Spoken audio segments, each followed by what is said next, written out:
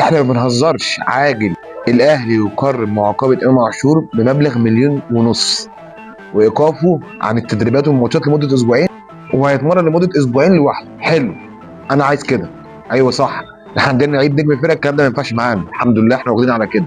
لو عندنا لعيب نجم الفرقه اتنط علينا بننطره، بس طالب حاجه من النادي الاهلي. الراجل ده عايز ايه؟ عايز يطلع بره؟ طلعه بره، صفره. احنا مش عايزين وجع دماغ. احنا مش عايزين وجع دماغ، وعايزين اوضه اللبس تكون هاديه يا جدعان، عشان النادي الاهلي عليه عيون كتير. فالرجاء من النادي الاهلي، سيد الحفيظ وكابتن الخطيب ووليد صلاح الدين، اللعيب ده عايز يطير، طيروه. طيروه والله العظيم ما هيفرق معانا. يا جماعه مش هيجي زي رمضان صبحي. رمضان صبحي قد امام عاشور 10 مرات. خرج من الاهلي عامل ازاي دلوقتي؟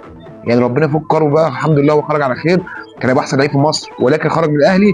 ما بيروحش منتخب مصر، حتى ما بيلعبش اساسي في بيراميدز. فالاهلي قرر معاقبه امام عاشور 1.5 مليون غرامه، وايقافه عن التدريبات الجماعيه لمده اسبوعين، وهيتمرن لوحده لمده اسبوعين.